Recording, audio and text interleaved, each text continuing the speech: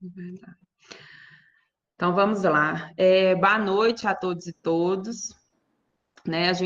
Hoje a gente vai dar abertura, né, ao nosso evento, que é o PET Conexão de Saberes na Eleição 2020, uma roda de conversa com os candidatos e as candidatas à Prefeitura e à Câmara Municipal do Cerro. Né? Esse projeto, né, ele está sendo realizado pelo PET, Conexão de Saberes, que é um programa de educação tutorial que tem dentro da UFVJM. Tá? Então, tem nesse grupo, sou eu como tutora, e os petianos, que varia entre 12 e 14 petianos. Hoje a gente está recebendo as três candidatas, né? Três candidatas à Câmara Municipal do Cerro, que é a Karine Rosa, a Samanta Reis e a Marlete Salgado. Sejam muito bem-vindas, né? Abrindo a nossa roda de conversa, né?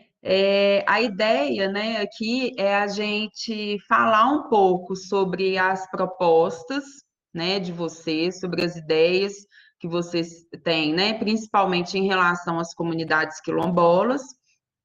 Antes da gente começar a divulgar o evento, nós passamos para os moradores das comunidades quilombolas um questionário, comunidades rurais e quilombolas da região do Cerro, um questionário no qual eles colocaram algumas perguntas, né, que gostariam que a gente fizesse para vocês, tá? E além disso, né, quem está acompanhando a gente no YouTube, pode colocar as perguntas aí que a gente tenta se organizar para responder também, tá? Eu acho importante, antes mesmo da gente começar a nossa conversa, o nosso bate-papo, a gente falar primeiro quais são as funções, né, dos vereadores e vereadoras, né? Então, na verdade, como integrante do Poder Legislativo Municipal, o vereador e a vereadora tem como função primordial representar os interesses da população perante o setor público. Esse é o objetivo final de uma pessoa escolhida como representante do povo. E como um vereador ou como uma vereadora pode representar na prática os eleitores, né? Pode-se dizer que a atividade mais importante do dia a dia de um vereador é legislar, né?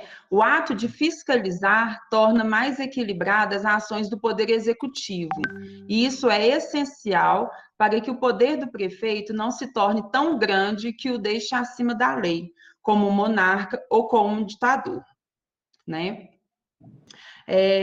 Como estamos aqui, né, com a proposta de auxiliar os moradores das comunidades rurais e quilombolas da região do Cerro a fazer a sua escolha nas eleições de 2020, gostaríamos de ouvir de vocês as suas propostas gerais, as ideias, e aí depois a gente passa para as perguntas específicas, né, que foram essas realizadas pelos moradores que eu comentei.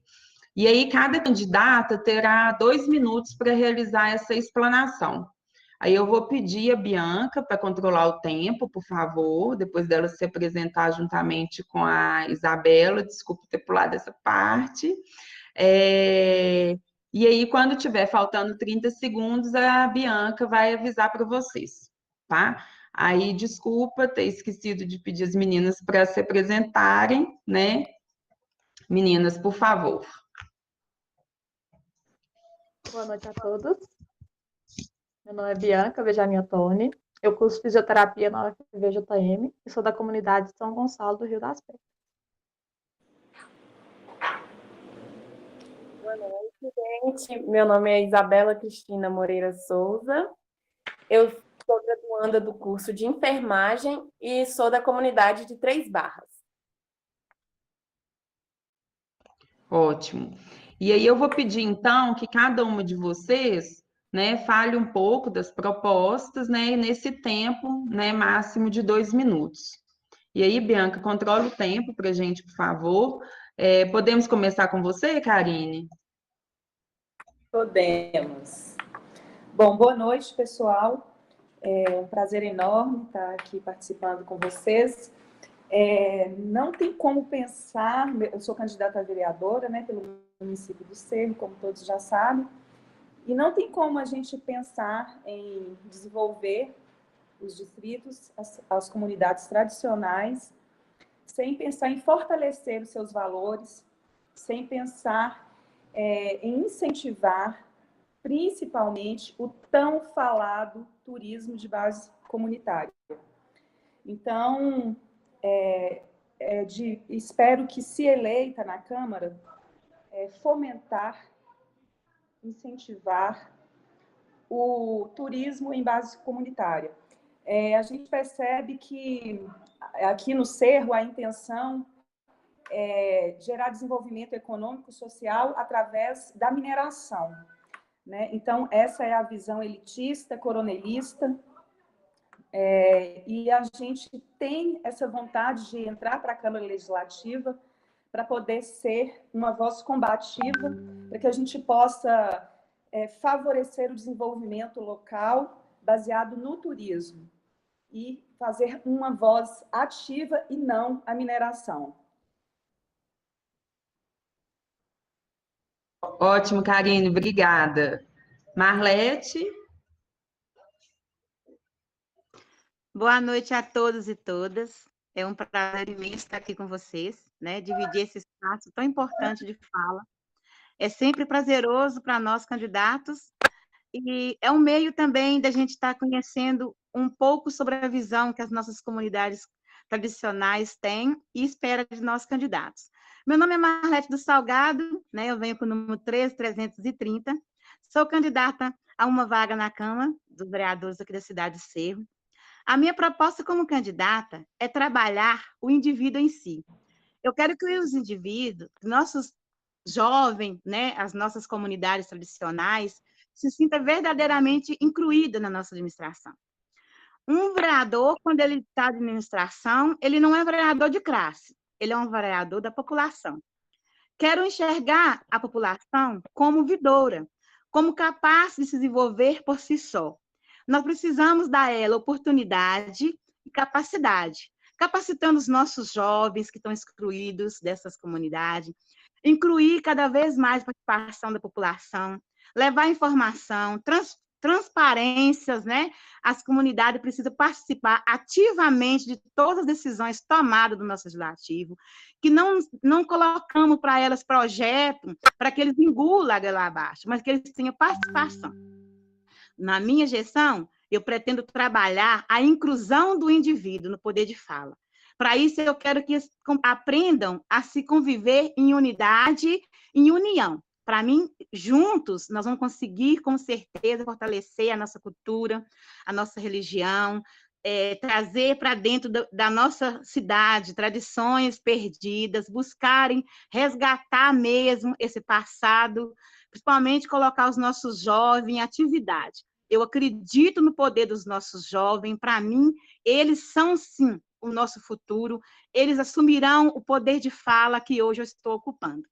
Para mim, eu sou como vivo, eu vejo o outro como a mim mesmo. E o que não serve para mim não pode servir para o outro. Não quero que eles sejam obrigados a aceitar a minha decisão e nem mesmo a decisão do nosso poder judiciário, nem legislativo, né, nem da nossa prefeitura. Nós queremos trabalhar em união, queremos ouvir o que eles têm para nos dizer. A partir do momento que nós darmos voz e oportunidade, com certeza nós teremos uma cidade para todos e não para uma. Marlete, preciso que você encerre sua fala. Oi? Deu tempo. Sua fala já deu tempo. Tá bom. Obrigada, Marlete. Deu tempo certinho. Nada.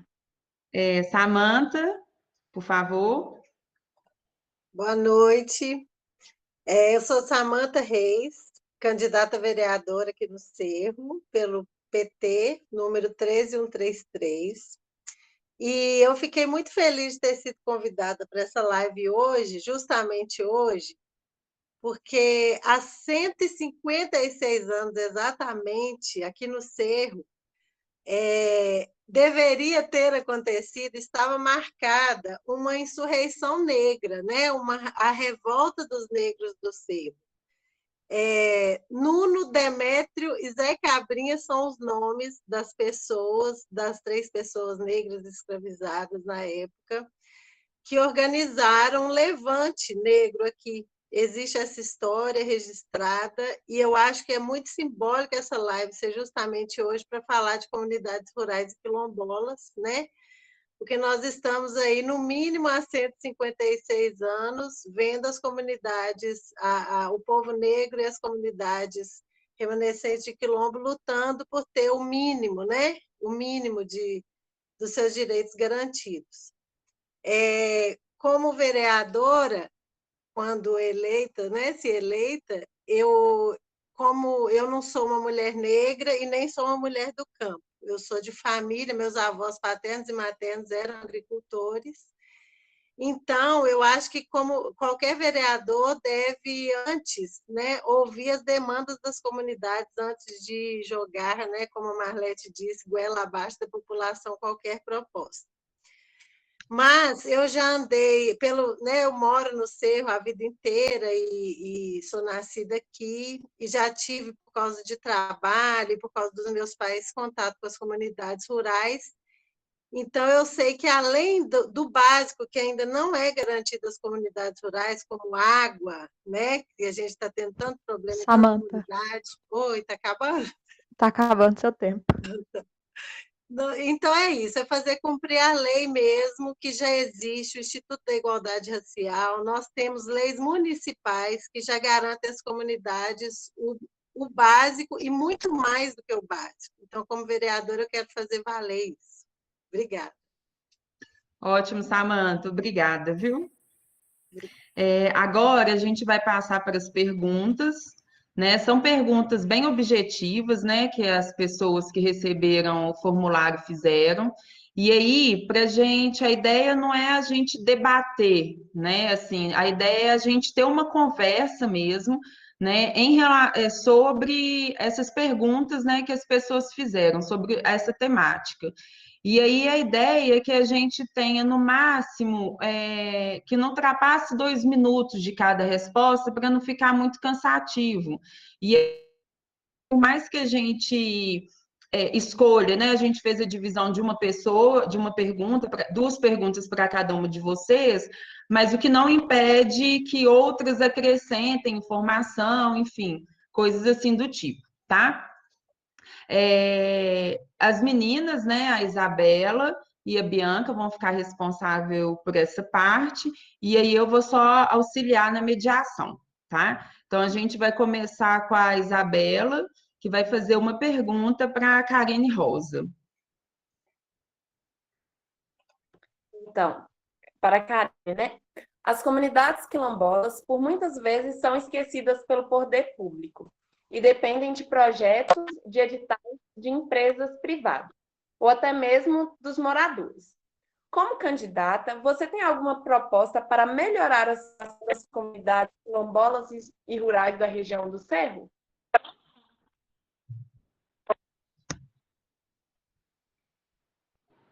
Isabela, né? Isso.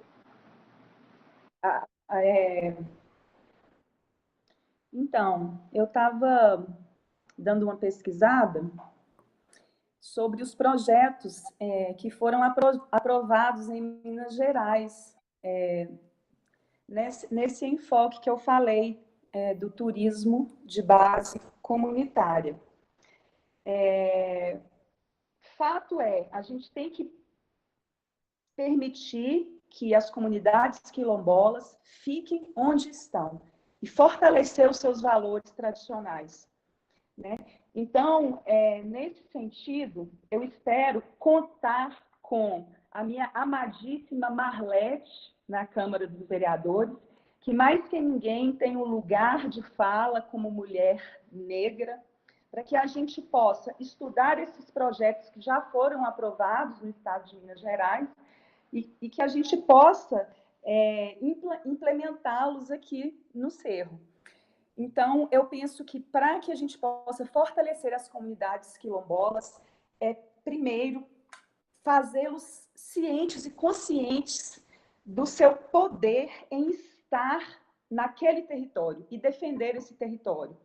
E, a partir disso, desenvolver todas as potencialidades culturais, geográficas, gastronômicas, para que a gente possa trazer um turismo comunitário e desenvolver essas comunidades nesse sentido.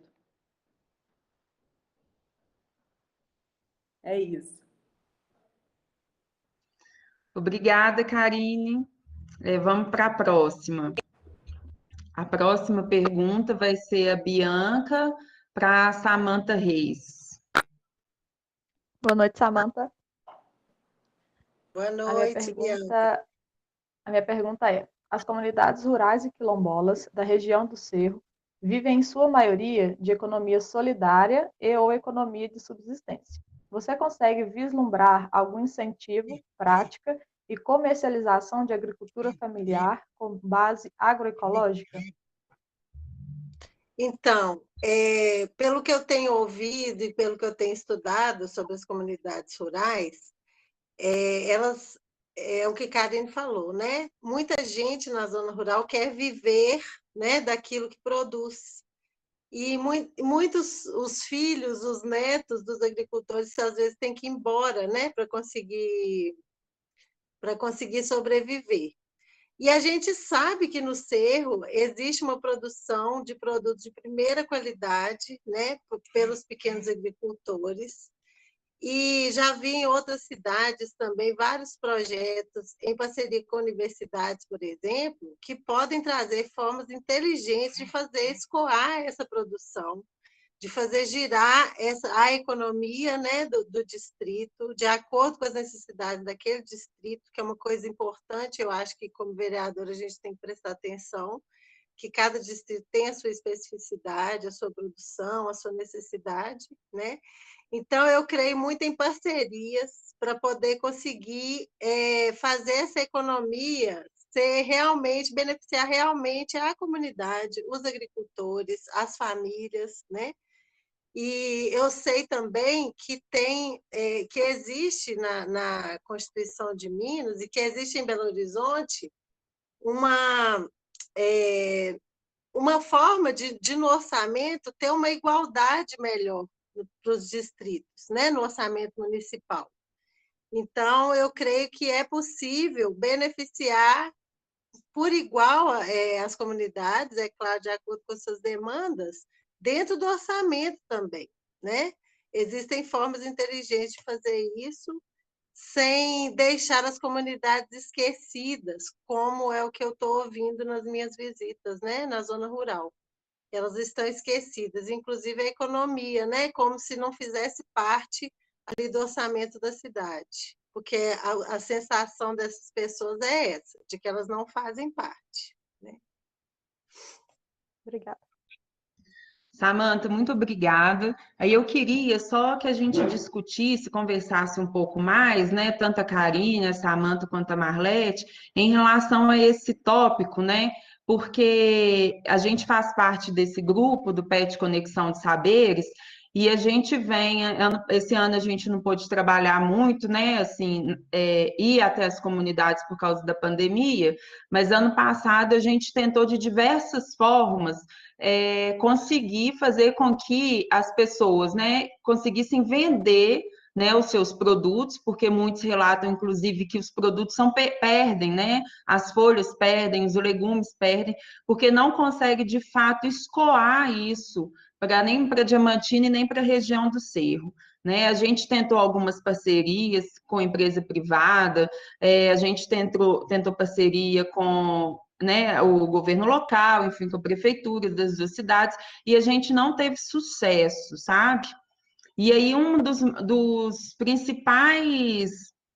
das principais pedras, né, que a gente encontra quando a gente tenta fazer esse tipo de trabalho é em relação ao transporte, né? E o transporte é uma coisa muito difícil da gente conseguir ganhar em edital, né? Porque aí tem que pagar gasolina, tem que pagar o motorista, enfim, tudo isso a gente encontra muito, a gente depara com essa dificuldade. Vocês conseguem vislumbrar alguma coisa, alguma saída para isso, para auxiliar a venda dos produtos? Porque aí a gente precisa de levar em consideração também que as comunidades, elas estão muito afastadas, né? Se a gente pega, por exemplo, a região a comunidade de Queimadas, né? É uma das comunidades mais afastadas que a gente tem dentro desse circuito que a gente trabalha. E aí vocês conseguem pensar, né? Ou tem alguma proposta de maneira prática em relação a isso? Eu posso falar? Pode, claro, Marlete, fica à vontade. Obrigada. Olha, gente, com uma experiência que eu tive de quase 2 anos, eu prestei estágio na agricultura, né? Aqui da cidade de Cerro, eu pude acompanhar algumas famílias e o drama também delas. Eu Uhum, vejo como a falta de incentivo, né? Eu sinto que as nossas famílias precisam de ter mais incentivo, mas quando a gente fala incentivo, é incentivo do poder público realmente buscar o resultado. Porque uhum, pensa bem para você ver uma coisa. Nossos agricultores, eles ainda estão apostando muito nos folhosos. Mas nós precisamos incentivá-los a plantar menos folhosos e começar a plantar mais beterraba, cenoura, repolho, né? Coisas que têm uma durabilidade maior e que têm mais escorrimento também. Aí nós uhum, vimos outras dificuldades muito grandes dos agricultores, é quando se trata dessa saída dos alimentos deles, ter uma ponto de venda, tanto para o PA, tanto para o PNAE. Eles precisam de ter DAP, e aí que começa o dilema das famílias. Porque a uhum, maioria das famílias não consegue ter acesso à DAP, porque a DAP hoje ela tem vários questionamentos e vários pontos que negativa essa entrega deles. Ou seja, eles precisam ter um hectare de terra, né, suficiente para registrar uma DAP. E muitas das vezes eles não conseguem essa parceria. Junto com essa parceria, traz vários outros problemas. Eu creio que essa DAP veio para entregar as terras de volta aos fazendeiros. Aquelas terras que já poderia, hoje está sendo usucapida, né, pelo uso campeão, com essa DAP, essas pessoas vão perder esse direito. E para isso, nós temos que ter nós que precisamos de estar ali dando eles apoio e informação certa. Porque a partir do momento que eles fazem uma DAP, que eles vão lá e fazem um contrato de parceria, eles perderam, nunca mais conseguem o uso campeão daquela terra. Então, entendi. assim, eu acho que o governo está usando isso para reentregar as terras à mão dos fazendeiros de volta. Porque nós sabemos que os nossos produtores, os nossos pequenos produtores, eles não têm acesso à terra. Eles plantam ainda em terras evolutas, em terra de outros donos, mas que eles já moram ali 10, 15, 20 anos. E a partir do momento que eles fazem esse contrato de parceria, eles perdem direito à terra. Porque quando eles Uhum, quiserem adquirir o uso campeão, eles não vão conseguir. Então, assim, esse tema, gente, tem que ser muito trabalhado, mas com uma responsabilidade muito grande e assim, com o poder de conversar, de fazer com que as famílias realmente entendam o problema que elas estão vivendo. E o incentivo é nós começar a divulgar, o poder público começar a divulgar as mercadorias, a dar prioridade para essas alimentações e nós arrumarmos, né, um objetivo de estar adquirindo esses alimentos sem precisar que essas famílias entrem em ter que fazer contrato de parceria. Porque contrato de uhum, parceria vai tirar deles a terra. entendi. E tá, é muito perigoso. Então, assim, é uma coisa que envolve muito a temática de conversa, de diálogo. E é isso que eu quero levar para a nossa comunidade. Eu quero dialogar, eu quero conversar, eu quero entender a sua terra, eu quero entender a sua dificuldade, para me saber onde eu posso entrar e ajudar, com meus Uhum. conhecimentos jurídicos e com meus conhecimentos né, de De comunidades vivência, né? tradicionais. Uhum, Uhum. Nossa, Marlete, muito obrigada. Ótima resposta. Obrigada. de nada. Vamos continuar aqui, então. A gente parou em qual? Quem fez a Bianca? Agora é a Isabela para Marlete, né, Isabela? Isso. Então, desculpa, já ia fazer essa pergunta. Pode fazer. Boa noite, Marlete. Boa Então, noite, Isabel. as comunidades rurais e quilombolas da região do Cerro têm muita dificuldade no acesso à internet, o que tem dificultado bastante as atividades de crianças e jovens, inclusive no momento de ensino remoto. Qual ou quais propostas que contemplariam a acessibilidade à internet a rede de sinal telefônico de qualidade nas comunidades quilombolas do município? Ótima pergunta, Isabela, e obrigada pela sua pergunta também. Eu vejo que hoje a internet ela tem um poder de ligamento, de inclusão do indivíduo com o mundo atual de hoje. Através da internet, nós sabemos que os nossos jovens terão acesso a boas e ruins informações também. Por isso, nós contamos, né, com a especialidade de estar trazendo a consciência dos nossos jovens para fazer bom uso da internet, para aproveitar. Mas em condições que nós sabemos que a zona rural não é privilegiada, né, com sinal bom de internet, mas nós precisamos de buscar parcerias. Parceria porque já existe com a Vivo, com a Claro, com a Oi, né? Então, assim, basta que nós, poder público, temos um pouquinho mais de ânimo, de força de vontade, de correr atrás e de saber da necessidade e da precisão. Isso é necessário. Os nossos jovens precisam manter-se conectados. Porque como que o nosso jovem, que mora um pouco longe da zona rural, na epidemia, como nós estamos vivendo em remotos, com estudo remoto, como que eles vão continuar seus estudos se eles não têm acesso à internet? Então, isso tem que ser uma preocupação, sim, do poder público, e buscar soluções claras e objetivas, que seja reentregar rapidamente uma resposta para a comunidade. Porque nós sabemos que nossos jovens precisam ter acesso a curso, ele precisa ter acesso à informação, ele precisa ter acesso a entretenimento, que também vem através das internet.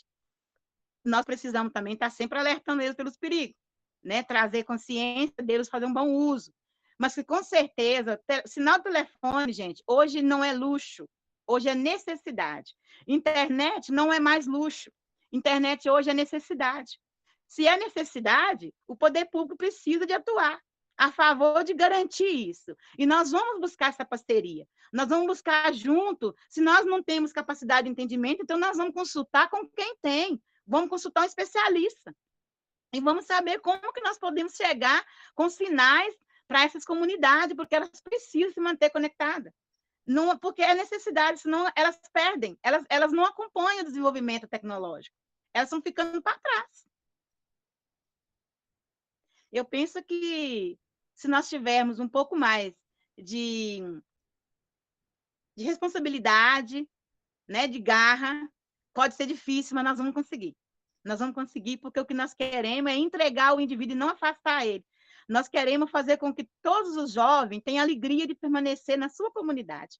E ali eles vão buscar meios de sobrevivência, desenvolvimento, que traz alegria e traz para eles meios de sobrevivência ali dentro e precisar de sair. Nós queremos, gente. Eu quero pensar o seguinte, eu quero os meus jovens de volta. É isso que eu quero. Quero os meus jovens de volta para a sua terra, para a sua comunidade. Eu quero que aqui dentro das comunidades nasça médico, nasça advogado, nasça policiais. Olha, todos os seus sonhos têm que caber dentro da sua comunidade. Sempre quando os sonhos voltam, eles voltam trazendo resultado. E eles contam com a gente que estamos ocupando esse poder de fala hoje para estar buscando esse desenvolvimento para vocês. Uhum.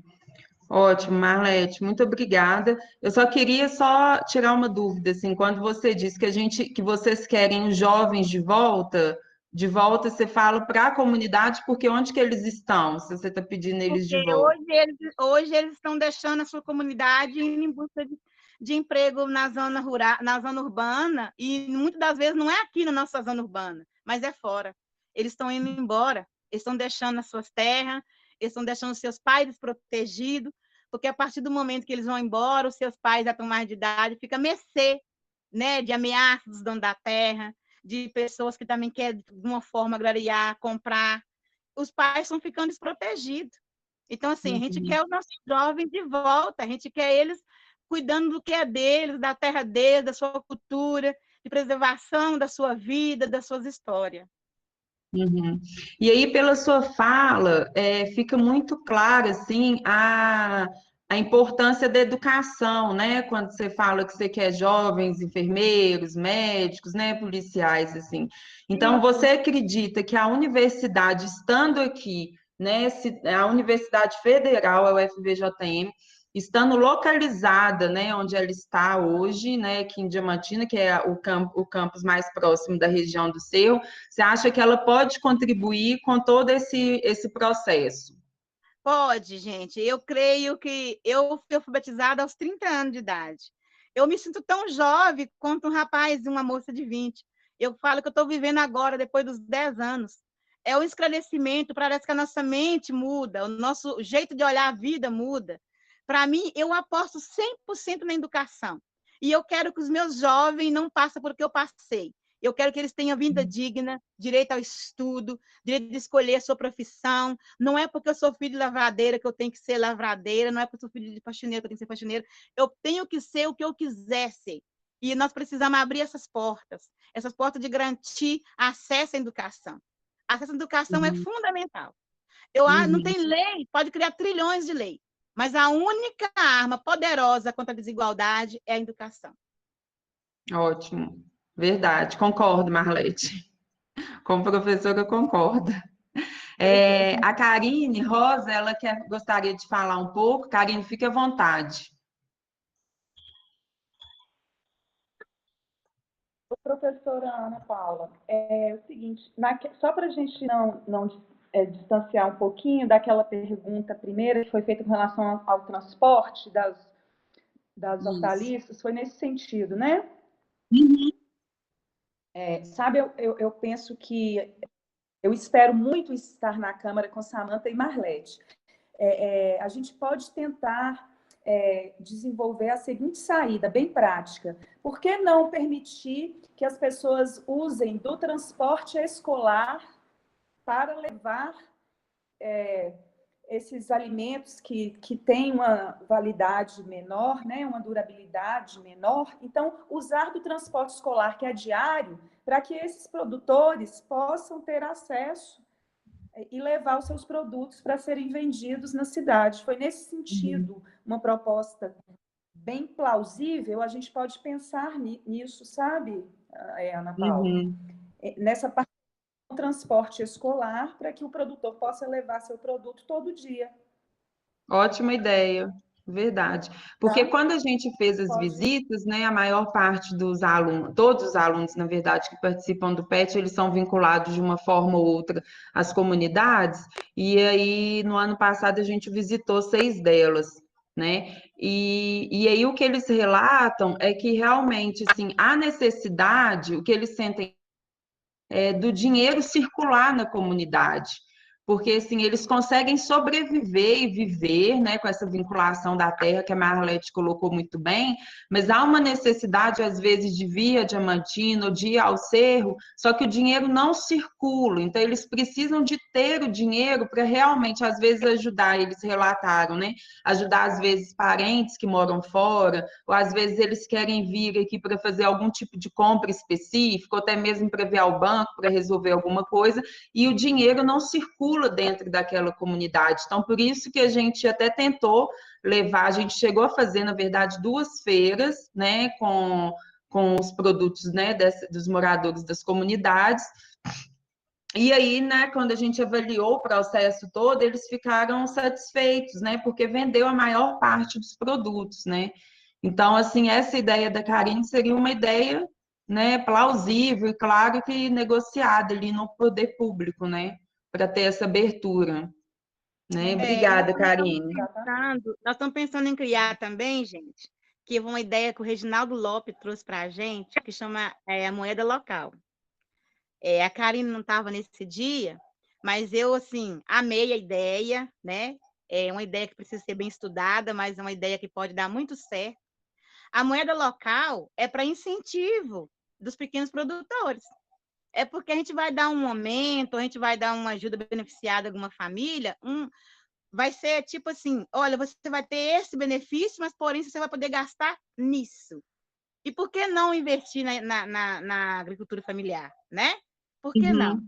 Porque a gente dá esse aumento embutido e os familiares vão começar a produzir com certeza de onde eles vão vender. Já sabem para onde eles vão escorrer esse alimento. Porque eles já sabem que tem esse dinheiro existe, e esse dinheiro cada um precisa de conquistar ele, porque ele só vai poder ser gasto com nós, com os nossos produtos.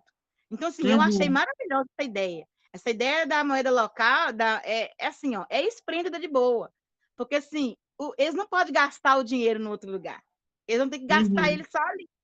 Aí nós vamos ter incentivo dos produtores produzir queijo, produzir carne, produzir mel, né? Produzir rapadura, farinha, e nós teremos uma feira completa com tudo. Você já imaginou se a gente consegue dar esse aumento embutido dentro do funcionário da prefeitura? Que são uma parte muito grande de funcionário? Esse dinheiro vai estar chegando para todo mundo, né? E não vai poder ser gasto em outro lugar, só lá. E seria uma boa alternativa da gente fazer. Outra alternativa, gente, seria nós começar a revezar as vezes das vindas na cidade. Ou seja, trabalhar em comunidade, em equipe. Se hoje eu vou levar o produto de todo mundo. Porque assim eu vou pagar uma passagem só, né?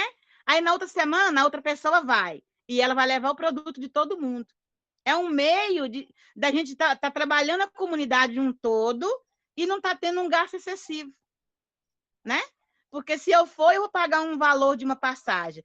Mas se uma pessoa for e eu contribuir com a passagem dela com o mínimo possível, só, ela vai estar gastando menos e meu produto vai estar lá à disposição para venda. Faz um rodízio, né, para venda. Rodízio. Exatamente. Isso, verdade. Boa ideia, Marlete. Vamos passar aqui. Aqui, se deixar, a gente vai ficar conversando a noite toda, vocês já repararam, né? A próxima pergunta Ana, da tem uma Bianca. pergunta no chat para Desculpa. Marlete. No YouTube? Isso.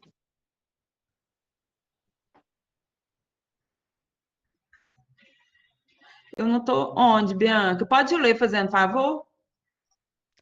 Marlete, o Matheus Henrique perguntou. Sinal nem ruim de internet de qualidade. Como acessá-la sem sinal de celular de qualidade? Isso, Matheus, foi boa pergunta. Nós precisamos, né, de estar buscando parceria com a operadora para que elas coloquem antena o suficiente. Porque elas vendem os planos, mas elas não dão assistência. Ela não dá assistência porque os municípios também não estão nem aí. Os municípios não correm atrás, gente.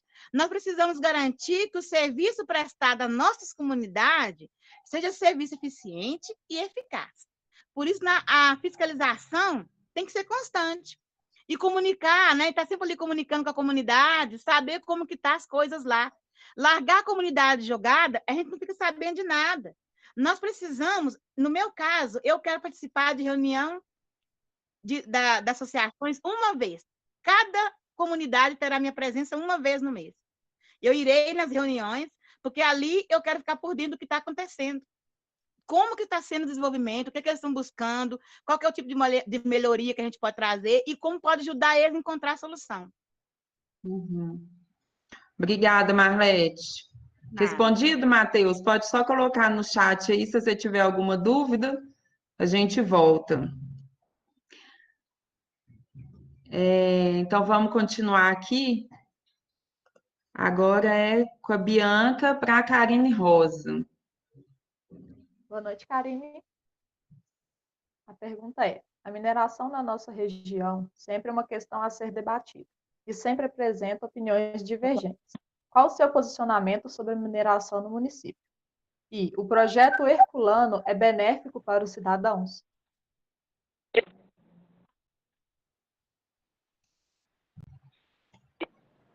Bom,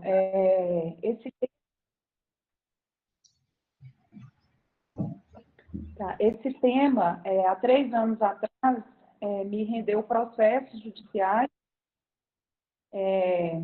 e embora eu passei por um processo de câncer de mama, e ele é multifatorial, mas eu confesso que todo o estresse que eu vivi há 3 anos atrás, perdi minha mama direita, foi muito por causa dessa visão minha totalmente contrária, revoltada ao projeto minerário que eles querem instalar aqui no Cerro. Então, o meu posicionamento há 3 anos atrás, e hoje, mais do que nunca, depois de todo esse processo que eu passei, judicial, de saúde, é um não bem forte à mineração. Eu vejo a mineração como um projeto sociopata para as comunidades tradicionais. E o projeto Herculano incluído nisso, né? Então, na minha vereança, eu espero trabalhar para votar o plano diretor e que a gente possa ser realmente uma barreira à instalação desse projeto minerário no Cerro. Respondi? Respondeu, Karine, obrigada. Samanta e Marlete, vocês querem fazer alguma... Quero sim. Ana, perdão pela minha... É um assunto que me emotiva muito, sabe? Uhum. E eu, na Câmara, o que eu puder fazer para barrar a mineração, assim o farei. Uhum. Qual os malefícios, Karine, que você considera que a mineração pode trazer para as comunidades rurais e quilombolas do Cerro? Bom, primeiro, essa possibilidade de comprar a terra a preço de banana das comunidades, né? Então, eles chegam seduzindo, eles chegam atropelando os valores culturais, eles chegam desrespeitando em vários aspectos. Então, nesse sentido, e isso vai promover um êxodo, né, para a cidade, sem perspectiva nenhuma de desenvolvimento, afinal, ele está deixando todos os seus valores, sua terra, por uma ilusão financeira, né, para depois vir a ter uma sem dignidade na cidade. Então, para mim, fora todas as degradações ambientais, né, a questão de realmente acabar com as águas do Cerro. Então, os malefícios são desde as questões ambientais ao atropelamento de todos os valores culturais de uma comunidade quilombola, e eu vejo como um verdadeiro desrespeito. Uhum. Ótimo, obrigada, Karine. Samanta, você gostaria de contribuir? Sim, tudo isso que a gente falou sobre a acessibilidade com relação à internet, às tecnologias no campo, o transporte, né, que é um gargalo, um problema em todos os setores da nossa cidade, é um problema para os idosos, é um problema, assim, apesar de ter o transporte escolar, ele não é satisfatório. Tudo isso no artigo 194 da nossa lei orgânica do Cerro, né, isso já é garantido. E quanto à mineração, eu gostaria de dizer também que só a lei orgânica do município já nos garante, né, já garante às comunidades quilombolas que elas têm direito que o seu modo de vida seja preservado, que a água seja preservada, né? Então, o projeto de mineração, para mim, é um projeto de morte, porque não existe fazer qualquer coisa que venha do poder público ou que venha de qualquer lugar numa comunidade sem que haja soberania, sem que esteja ouvida essa comunidade. E esse projeto está sendo feito assim, né? Ele está sendo feito sem que seja ouvida de verdade a comunidade, no meio de muita irresponsabilidade, com a vida humana mesmo, com os modos tradicionais.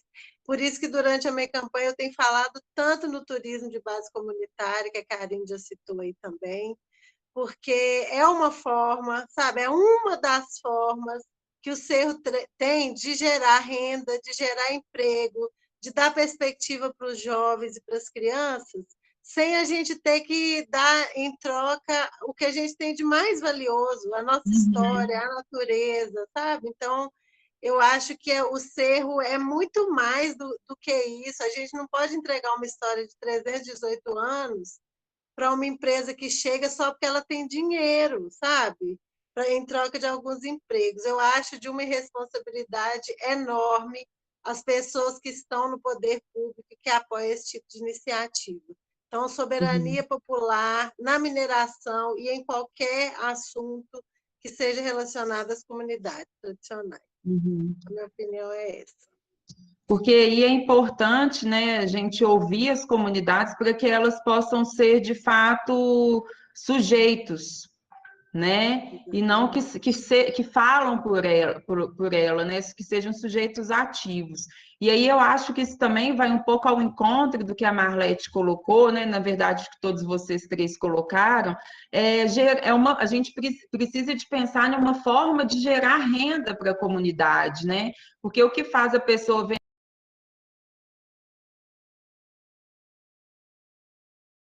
forma que eu tenho de ganhar dinheiro.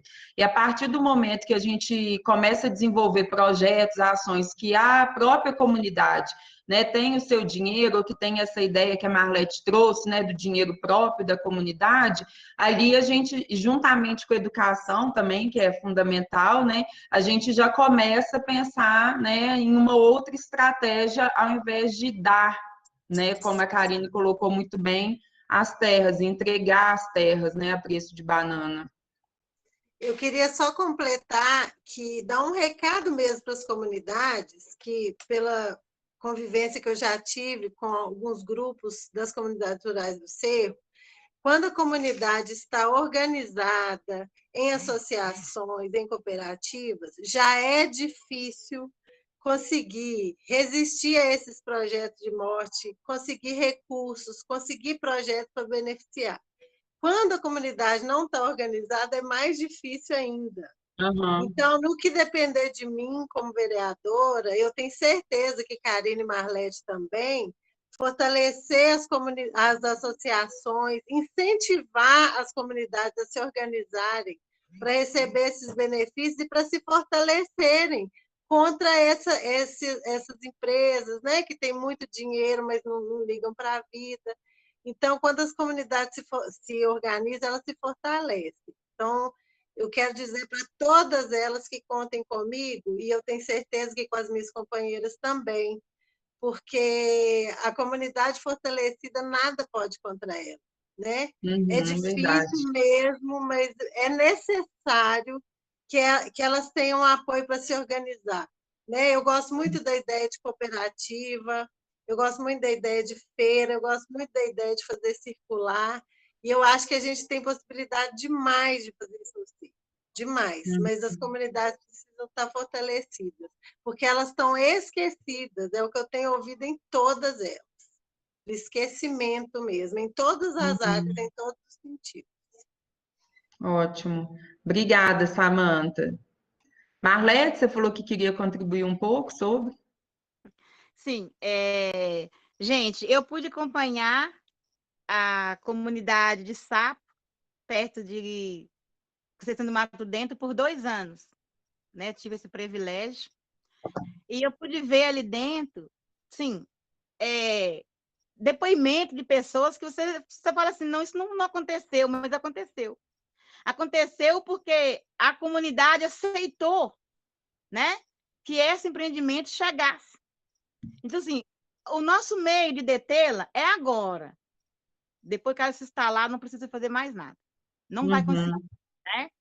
Então, e outra coisa, essa promessa de emprego, gente, eu quero muito que o povo perceba isso, que o bem que ela trará não suprirá nem um mínimo do mal deixado.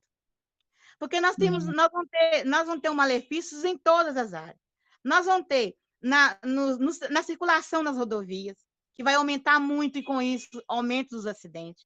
Nós teremos a violência crescendo, porque quando chega o desenvolvimento, todo mundo quer abacanhar um pedaço daquele desenvolvimento, principalmente os traficantes, né? As pessoas que não têm ali uma índole perfeita para a sociedade. Vai chegar junto tentando buscar também a colher, né, daqueles lucros que estão dando ali.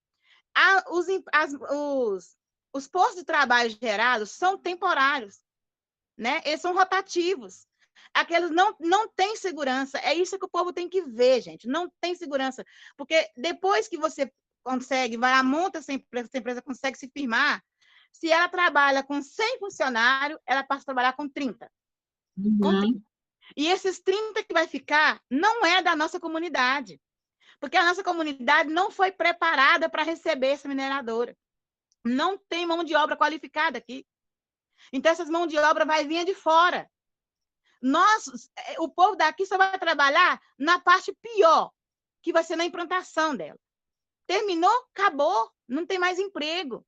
E aí o povo tem uma parte da população que está ali brigando para destruir o que eles têm, que pode ser seguro, que pode gerar uma renda pequena, mas vai dar renda segura e uma renda produtiva para sempre, se nós cuidarmos dessa mão de obra, que nós cuidarmos para gerar emprego, para gerar circulação de dinheiro, igual nós estamos tentando fazer, né? Não é trazer a mineradora para a cidade ser, porque a mineradora vai trazer sim, mas é um recurso passageiro, e nós, os indivíduos menos capacitados, não vamos agrariar esse poder econômico. Porque uma parcela muito pequena vai ficar com a gente, a maioria vai ficar com quem realmente tem dinheiro. É com quem está doida que ela chega para lucrar mais.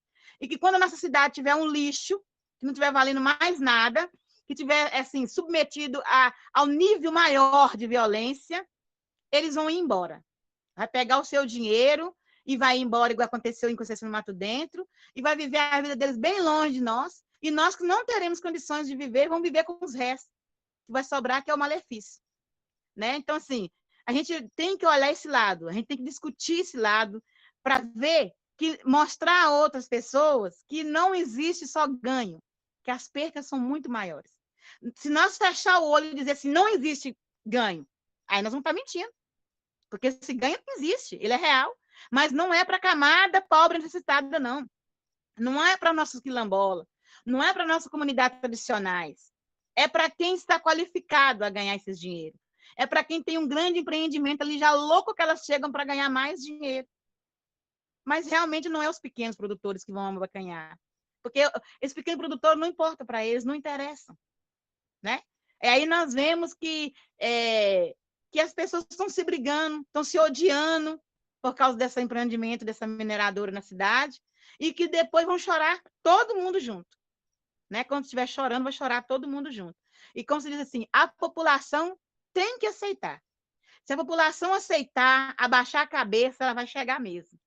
E depois que ela se chegar, não vai ter mais nada. Não tem juiz, não tem audiência pública, nada. Mas vai conseguir tirar ela daqui.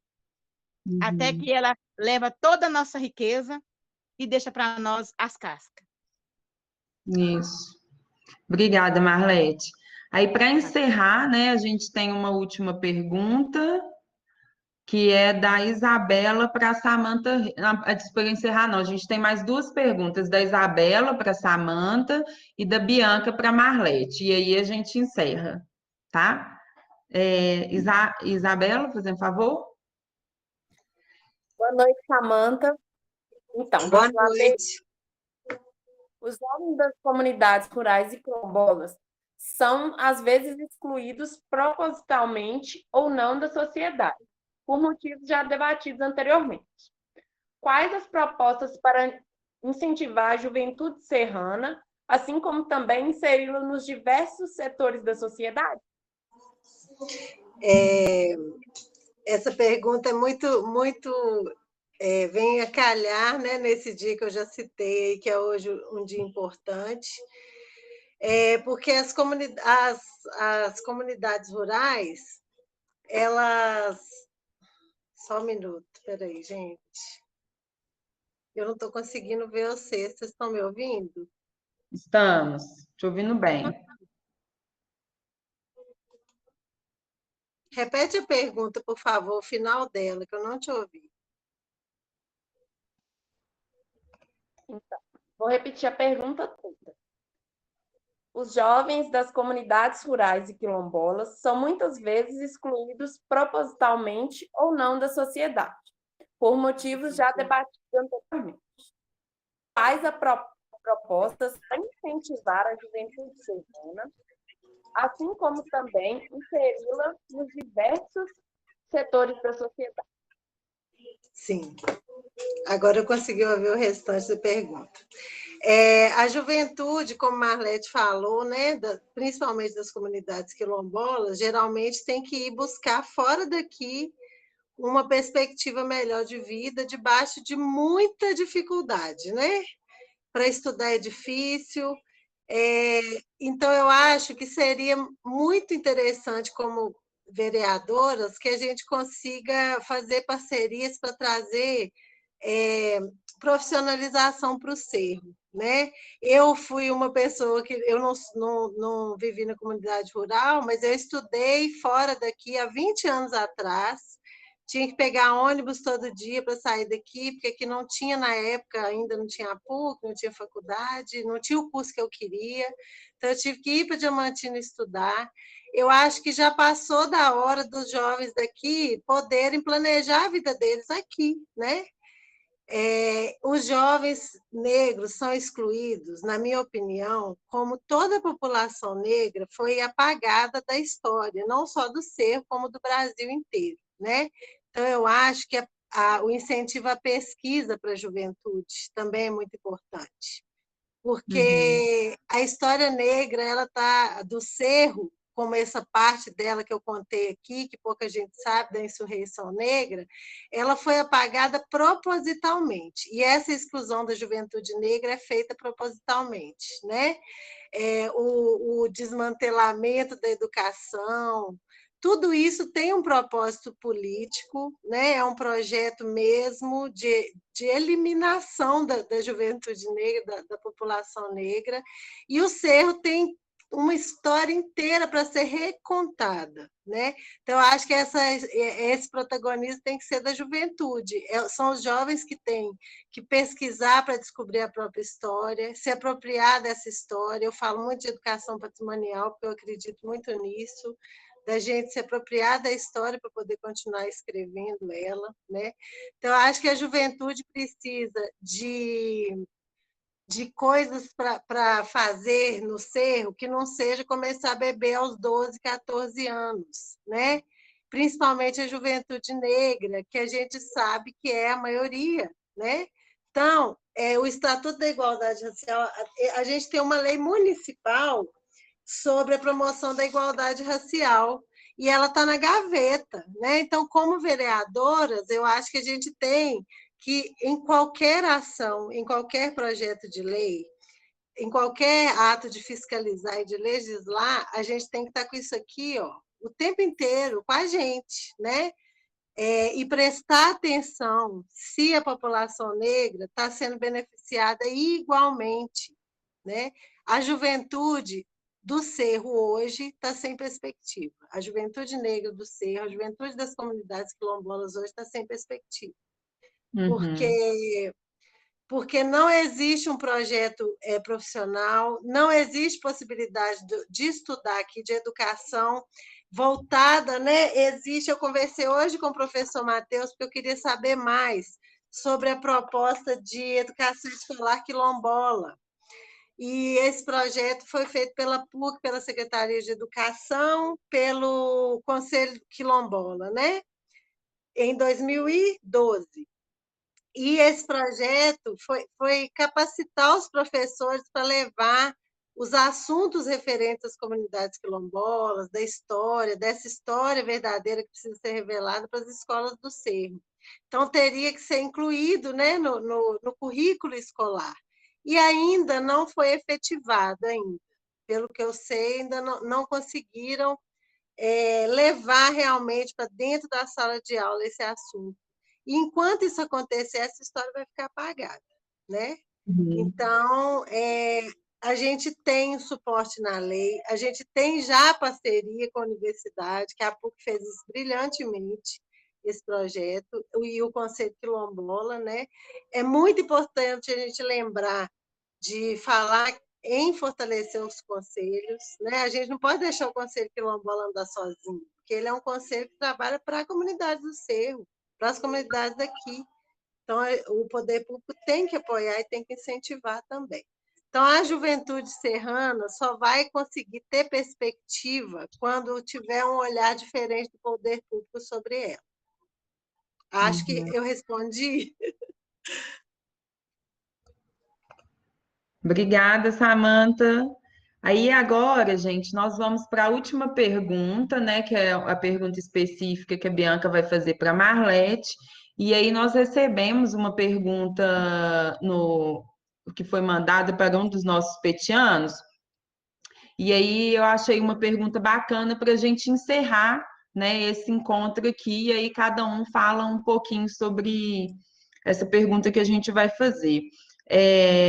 Então, Bianca, pode fazer a última pergunta para Marlete, fazendo favor.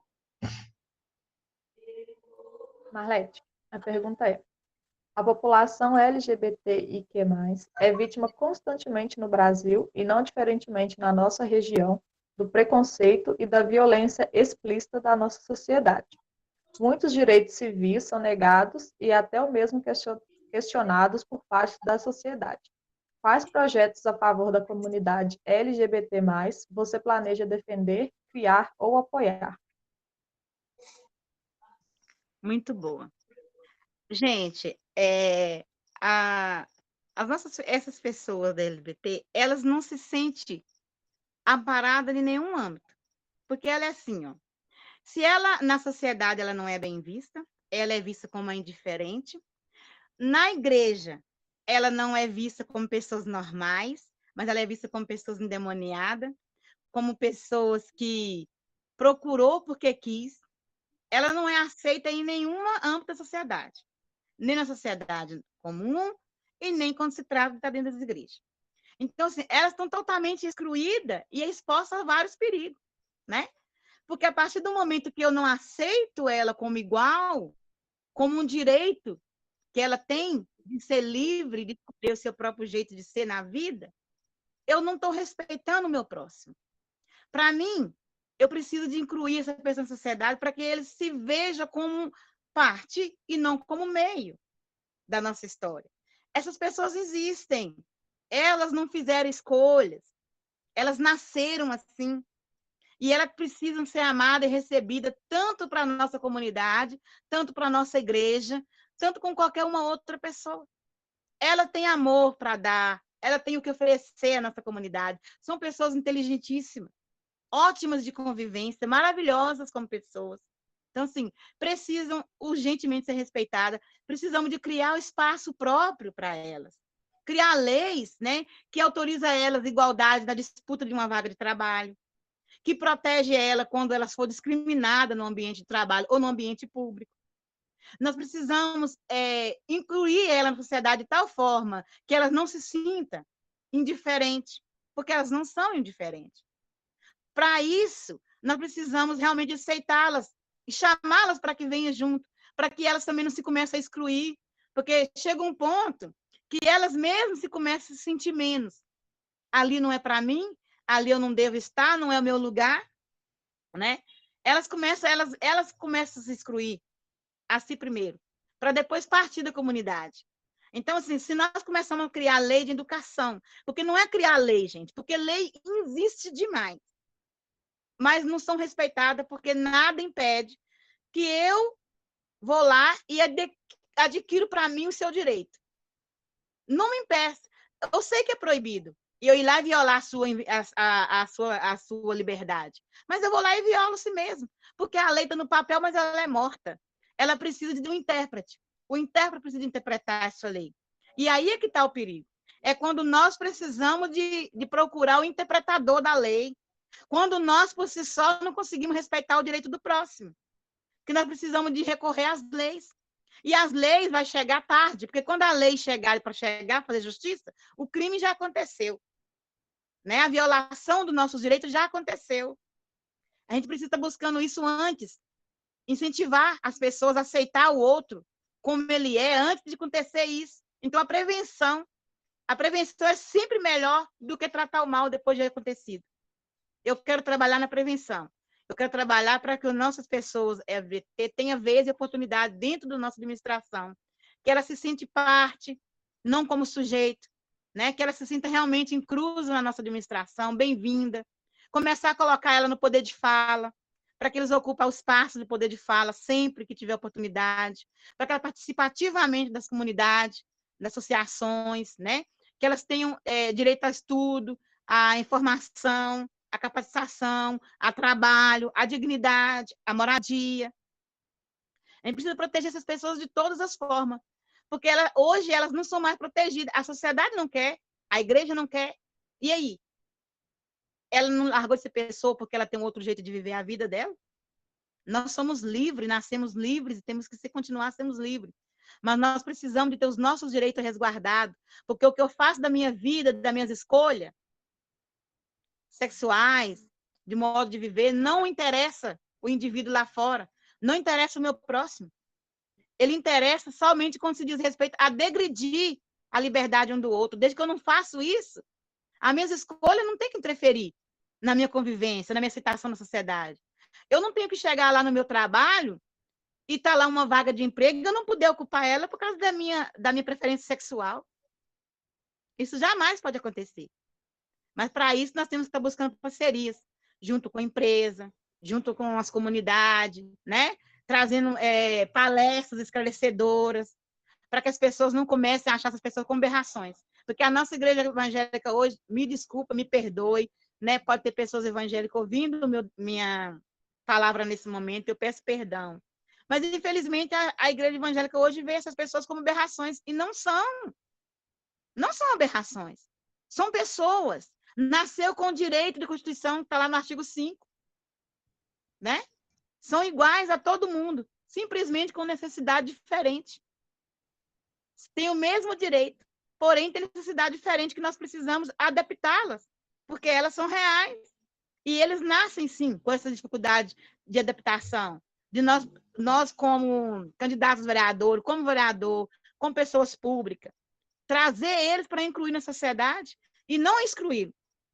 A gente tem que criar leis que protegem eles e não excluir. Mas se nós criar uma lei e deixar ela aí, a Deus dará, nós precisamos de nós fazermos valer a lei. Fazer valer a lei é educar o cidadão para aceitar essas pessoas, para receber essas pessoas no local de trabalho, nos locais públicos, para respeitar os seus direitos. Né? Elas, sim, são cidadãos normais, como todos nós somos. Isso. Obrigada, Marlete, pela fala. De nada, gente. Aí, agora, para a gente encerrar, né?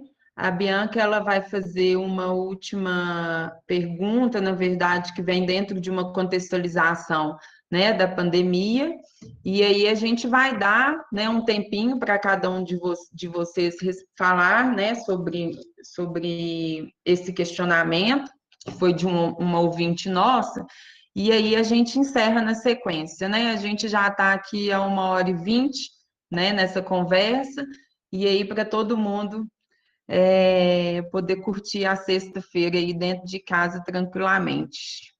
Vamos lá, Bi?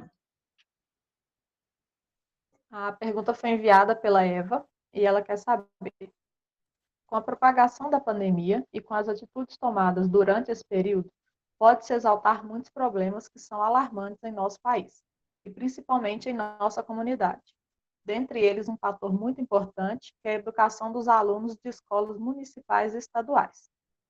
A partir desse argumento, percebendo que muitos alunos, por estarem estudando no formato EAD, por não conseguirem sua base familiar, pessoas que tenham conhecimento suficiente para auxiliarem, visto que existem um número grande de pessoas mais concentradas nas comunidades campesianas e quilombolas, que não completaram o ensino fundamental ou o médio, vocês têm algum plano gestor que aborde essa questão?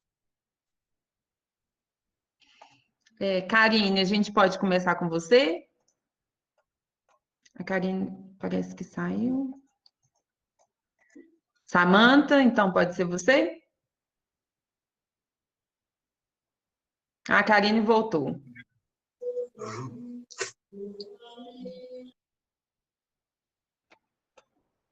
Professora, a pergunta foi da Eva, né? Isso. Então, eu penso que essa questão da pandemia, ela só veio aumentar mais ainda a nossa desigualdade, né? Eu acho que veio escancarar, né, e aumentar toda essa diferença, todas essas dificuldades enfrentadas. Eu penso que a boa administração pública é a administração pública que vai atender o interesse público, e esse interesse público não é das maiorias, é um interesse público que vai abranger as minorias. Então, as propostas, penso eu, que devem perpassar principalmente com esse olhar compensatório, com políticas públicas compensatórias a essa desigualdade social, econômica que a pandemia veio escancarar. Então, nesse sentido, temos que pensar juntos na Câmara quais as possibilidades para que a gente possa diminuir, né, essa desigualdade tão grande que a pandemia veio a escancarar para a gente. Penso que a Samanta, como pedagoga, possa complementar a minha resposta. Eu acredito muito numa educação que é feita para as pessoas, né? De acordo com as características, a cultura, a vivência. Eu acho que esse momento pós-pandemia, com toda a dificuldade, né, as crianças estão sendo muito prejudicadas, muita gente preocupada com o conteúdo que elas perderam esse ano, mas eu acho que a gente tem que transformar esse caos que virou a educação, a saúde, mas agora falando de educação, para reformular, nós vamos ter que reformular a educação pós-pandemia, porque as crianças mostraram durante esse período, né, em que a educação está sendo feita à distância, elas mostraram para a gente quais as necessidades delas reais, né? Eu tenho 2 filhos privilegiados que estudam em escola particular, e mesmo com todo o suporte da escola, das plataformas digitais, tendo celular e computador em casa, eles estão completamente perdidos nesse ano, e eu acho que essa confusão dessa pandemia veio para nos mostrar que a gente já está precisando repensar a educação há muito tempo, né? Se tratando do Cerro, a gente precisa pensar a educação que é adequada para as crianças e jovens daqui, de acordo com o que eles vivem, de acordo com a vivência deles. E como que a gente vai recuperar esse conteúdo perdido, mas que o conteúdo não seja o carro-mestre desse projeto de uma educação pós-pandemia, porque a gente está vendo que eles precisam de muito mais do que conteúdo, né? A importância da escola e do contato com as pessoas na educação ficou mais evidente ainda, né? A educação não pode ser feita, ela tem que usar as tecnologias como ferramenta, mas ela não pode ser feita através apenas da internet, porque educação envolve toque, contato, olhar, convivência, sensibilidade, empatia, né? Então, a gente não precisa apenas lamentar o projeto de deseducação do Brasil que está acontecendo. A gente pode começar pelo Cerro, formulando um plano de educação para esse período pós-pandemia, de recuperação do conteúdo, mas também de resgate daquilo que as crianças mostraram para a gente que precisam durante esse período, né? E um fortalecimento da escola e dos professores, porque a gente também viu as fragilidades deles durante essa pandemia, né? Fazendo todo o esforço ainda para trabalhar à distância.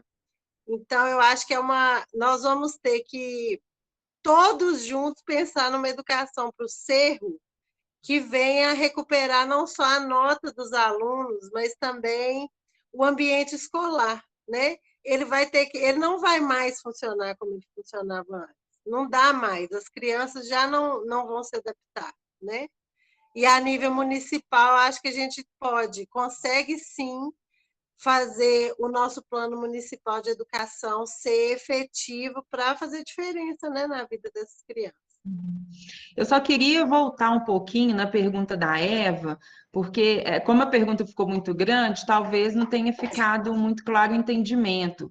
Na verdade, parece que a questão que ela traz é que na pandemia, né, que aí ela fala dos pais, na verdade, não possuir, né, conhecimento suficiente para auxiliarem os seus filhos, porque a maior parte, né, dessa base familiar não completaram o ensino fundamental ou o ensino médio, né? Então, aí a pergunta dela fica bem específica, pensando nessas pessoas que já são mais velhas, né? E que, na verdade, não tem um ensino fundamental completo ou médio completo. E aí ela contextualiza, né, a questão da pandemia, né? Mas, obviamente, a gente sabe que isso extrapola, né? E aí a gente já vem conversando, a Marlete, né? Todo mundo colocou muito bem, a importância da educação e todo esse sistema que vocês pretendem melhorar, né? Se forem, se ganhar as eleições. Enfim, aí a preocupação dela, na verdade, é com a educação dessas pessoas mais velhas, né? E que não têm o ensino fundamental e o médio completo. Que nesse momento a dificuldade está sendo para acompanhar os seus filhos, mas que, obviamente, tem Sim. outras dificuldades, né? Aí, Sim, se eu vocês acho que eu me, quiserem falar um acho que eu me pouquinho. perdi aí na pergunta, e Mas não tem acabei. problema, é porque como a pergunta ficou grande, eu imaginei que isso fosse acontecer. Eu acho, a mesma coisa que eu penso, né, sobre educação em geral, eu penso com relação à educação de jovens e adultos, né? Se ela não se adaptar às necessidades das pessoas, que está bem evidente agora, né, essa necessidade da educação de jovens e adultos, eu acho que ela não tem validade. Já foram feitas tentativas, já houve no Cerro educação de jovens e adultos, né? Só que é um projeto que ele tem que se adequar à vida das pessoas. Uma pessoa que, por exemplo, mora no Cerro, trabalha trabalha no Cerro, mora na comunidade rural, qual horário que ela vai estudar, né? Essa escola tem que estar perto da casa dela ou perto do trabalho dela, ela tem que ser feita de uma forma que atenda e que ela consiga levar os estudos adiante, principalmente as mulheres que já têm uma sobrecarga, né? E parece que a educação de jovens e adultos já está esquecida há bastante tempo aqui no município. Assim, não tem muita gente que eu ouço falar que tem vontade de continuar estudando, mas a dificuldade é muito grande, né? Então, eu acho que a saída é a gente pensar na educação de jovens e adultos acessível, né, para todos, inclusive, principalmente nas comunidades rurais. Uma logística melhor, né? Para o acesso. Uhum. Sim. Karine, você gostaria de acrescentar alguma coisa também?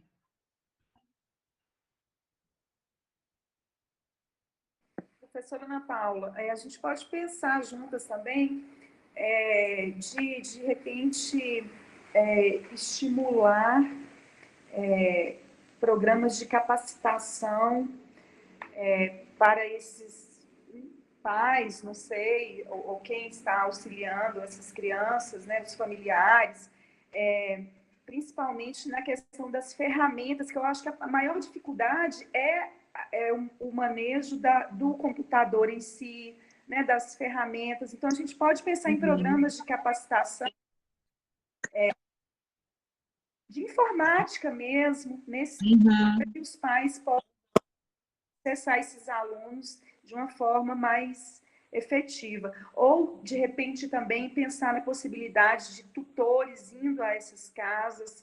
Eu acho que tem várias perspectivas aí que a gente pode estar olhando com carinho, com cuidado, para facilitar esse auxílio aos filhos. Uhum. Ótima ideia, porque aí a gente resolve o problema no momento, né? E o que não exclui dar continuidade a outros projetos de longo prazo, né? Sim, com certeza. Isso. Marlete? Estava louco que chegasse a minha vez. Sim, gente. Eu comecei os meus estudos aos 30 anos com cidadão nota 10, né? Eu morava na zona rural e eu tinha que vir para a cidade de carona. Então, assim, 3 horas da tarde, eu já estava na estrada esperando carona, porque eu não tinha condição de pagar o transporte para me chegar. Às vezes eu chegava e às vezes não. Mas eu tentei o máximo possível, né? Uma coisa que eu quero lutar muito, gente, eu preciso fazer isso, todas as minhas forças, não sei ainda, mas eu quero sentar com especialistas, porque tudo que não está na nossa ossada, nós precisamos buscar especialistas, não é isso? Uhum. Para saber como que se resolve o caso. Eu quero trazer o EJA de volta para o Cerro. E é o EJA do 1 até o 6, que para mim é o que consegue dar uma base. é que consegue dar Uhum. uma base, esse aluno, esse jovem que desistiu, ou que não teve oportunidade, a pessoa que está na sua maioridade, seus 40, 50 anos, não importa quantos anos tenha. Importa que uma hora você Uhum. decide e fala assim, hoje eu quero ir, né? Se nós estamos vendo essa Uhum. carência que os pais têm hoje, é o descaso do nosso poder público, gritante, né? Que não incentivou essas pessoas a continuar seus estudos ou a estudar. E não tem idade para isso, nós temos que começar a trabalhar a mente do cidadão que não tem idade para aprendizado, e uma coisa que ninguém tira de você é o aprendizado, né? Em algum momento da vida você vai fazer uso dele, pode não ser hoje, pode não ser amanhã, mas será usado. Então, assim, se o aluno consegue ter uma base bem feita, ele vai decidir se ele quer fazer o ensino médio numa escola normal ou se ele quer fazer um supletivo, mas ele tem que ter direito de escolha. Não tem que ser imposto a ele, igual no meu caso, para me imposto. Eu fiz supletivo. Eu agradeço demais meus professores que eu tive lá, mas eu falo, eu não tive uma base, gente. Eu sofri muito na faculdade com isso, porque eu não tive uma base. Quem sabe do meu Uhum. sofrimento, que acompanhou meu sofrimento, foi a Flávia, foi a Érica Caetano, que me deu, né, que me ajudava a vencer essas dificuldades que eu levei na vida, porque eu não tive uma base, eu praticamente estudei sozinha.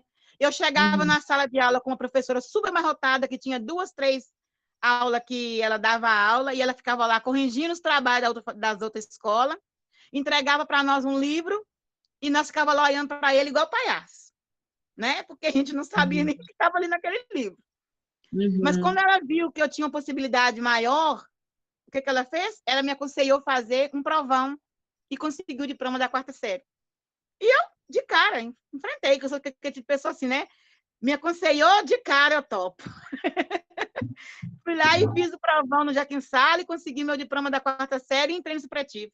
Olha para você ver. Ó, assim, ó, a coragem que eu tive, sabe? Hoje eu não sei se eu teria essa coragem de tomar Uhum. essa decisão, né? De pular etapas dos meus estudos e partir logo para um provão e depois para um supletivo, que eu também não teria outra base de jeito nenhum. É isso que eu Uhum. não quero para os meus cidadãos, para as minhas cidades serranas e para outra cidade que eu puder também contribuir. Eu não quero que Uhum. eles sejam obrigados a fazer esse tipo de estudo. O Estado tem sim que garantir, e nós sabemos que hoje o Estado não garante mais. O Estado não Uhum. garante vaga para os alunos após 16 anos concluir o ensino fundamental. Ele terá que Uhum. optar por fazer o ensino que é o supletivo. Ele não pode. Uhum. A escola normal, né, aula todos os dias, para ele não existe mais o sonho disso. Não existe porque não tem ninguém que vai gritar por ele. Mas a partir do Uhum. momento que estará eu, Karine, a Samanta, dizendo para o poder do Estado assim, Estado, nós queremos a escola digna. Nós não queremos diploma, as pessoas com diploma de burro, não, querido. Nós queremos diploma e sabedoria. Então, nós queremos Uhum. investir em educação de qualidade, base de verdade. É isso que nós queremos. Nós precisamos de dar para esses pais. Agora, eu tive experiência, quando ela fala da epidemia, né, os alunos estudando remotos em casa. Gente, isso é uma loucura. Porque esses estudos chegou de forma que ninguém estava preparado, né? Não tinha um telefone Uhum. direito, não tinha um computador. A minha casa, gente, tem dia que eu queria estudar, eu queria estudar e eu não estava conseguindo, sabe por quê? Porque eu chegava aqui na minha casa, meu sofá estava ocupado, a minha mesa estava ocupada, a minha cama, que é de casal, estava lotada de menino e livros, porque eu sou a única pessoa que tem internet aqui na comunidade que cedo a internet para os alunos estudar, entendeu? Uhum. Mas chegava a vez que eu também precisava de estudar e eu tô assim, gente, é minha vez. E eu falar com, olha, eu também preciso de trabalho aí, por favor, me dá um lugar, um espaço na mesa, né? E aí Uhum. eu ficava esperando ali horas, estou terminando, e não terminava. Então, assim, eu vi que a necessidade que nós temos na educação, essa fragilidade, ela é gritante e ela é real, sabe? E nós Uhum. sabemos também que só os alunos esforçados mesmo estão conseguindo aprender alguma coisa. O resto está indo assim, ó, passando de ano por passar. Os pais terão que ter uma dose de responsabilidade muito grande dela falar com os nossos filhos, com os seus filhos assim, você vai repetir o ano, entendeu? Vai ser Uhum. preciso fazer isso. Vai ser preciso Uhum. o pai tomar essa Ótimo. decisão, essa atitude e falar, meu filho, Uhum. repete o ano, por favor, porque eu não quero que vocês pulem essa etapa da vida de vocês, e que vai fazer falta para vocês lá no futuro. Uhum. Então, assim, o que eu A deixo falta da base, né? Ela Uhum. tem os danos, né? Da ausência dessa base, ele é a longo prazo, né? Uhum. Outra coisa É que nós importante achamos aí, construir uma base forte de ensino. uma coisa muito triste também que nosso Estado trouxe, gente, é as voltas às aulas com autorização dos pais. O Estado se eximiu da responsabilidade. Já se viu isso? Uhum. Os pais terão que assinar uma declaração, né, de responsabilidade por tudo que acontecer durante o tempo de pandemia com os filhos na escola. Então, se o Estado reabre a escola, né, abre as portas das escolas, mas não quer responsabilizar, eu não vou ser responsável, não é o pai é que é. Como se nós tivéssemos opção, né, de mandar os nossos filhos ou não mandar. Isso mesmo. Pessoal, vamos encerrar, né? A gente já extrapolou o nosso tempo, mas eu acho que abrimos com chave de ouro, né? Esse evento, essa nossa conversa. Muitíssimo obrigado pela presença de vocês, Samantha, Karine, Marlete, né? Que rapidamente, né, toparam participar, né, dessa nossa conversa, desse nosso bate-papo. Foi realmente extremamente produtivo, né? Toda essa parte, né? Toda essa conversa, esse momento todo, ele foi gravado, tá? No nosso canal do YouTube. E aí a gente vai disponibilizar, algumas pessoas acompanharam ao vivo aqui, mas a gente vai disponibilizar para os grupos das comunidades, né? Que a gente tem, das comunidades quilombolas e rurais da região do Cerro, esse debate de vocês, né? E no mais, assim, boa sorte, né? E tudo de bom para vocês. E aí eu quero agradecer os petianos, né? Estão todos aqui porque eles também são das comunidades, né? E toparam essa ideia, né? De fazer esse debate com os candidatos da região, que eu acho que está sendo muito legal, né? Vai ser muito legal, assim, para os candidatos realmente escolherem quem representa eles, né? Que isso que é fundamental, né? Que a gente precisa de votar em pessoas que nos representam, né? Que falam a nossa língua e que estejam defendendo tanto os nossos objetivos pessoais quanto coletivos, né? Das comunidades rurais quilombolas que são tão esquecidas. Porque eu visitei, né, essas 6 comunidades e aí eu vi que realmente são comunidades esquecidas, as pessoas estão esquecidas, né? E aí é muito importante a gente pensar nessa construção em conjunto. E de qualquer forma, né, a gente do PET Conexão de Saberes, eu não sei se vocês já conheciam, a gente tem essa função de levar, né, conhecimento, enfim, desenvolver atividades com as comunidades, e aí a gente está disponível para as possíveis parcerias, né, que a gente vem tentando e a gente não está conseguindo, mas aí, quem sabe, né, a gente seja um ano diferente para a gente começar com o pé direito, como dizem. Certo, gente? Muito obrigada e um abraço para vocês. Eu que Tchauzinho, agradeço. até mais. Foi ótimo participar com vocês. Obrigada, gente. Muito obrigada. De nada, um abraço. 3, a representatividade vai ser maravilhosa. Sim, contem conosco, comunidades quilombolas e comunidades rurais do Cerro, que nosso projeto de um Cerro Melhor vai ser baseado na voz de vocês, tá bom? 13 é com elas agora. Agora é com elas. Foi ótimo ter participado com vocês, Obrigada. Um debate maravilhoso. E conte sempre conosco, né? Nós somos gente da gente, conhecemos e somos a mulher que o Cerro precisa. Ah, gente, vamos tirar uma foto, estava esquecendo. Sim, sim. Vamos tirar uma foto. Isso. Aí, Com essa beleza. maravilhosa. Isso, é. E aí, agora a gente vai botar lá no nosso Instagram, que é PET Conexão de Saberes, o FVJM, tá? Que é um triângulozinho vermelho. Nossa fotinha. Tá bom? Um beijo, boa noite. Tchau.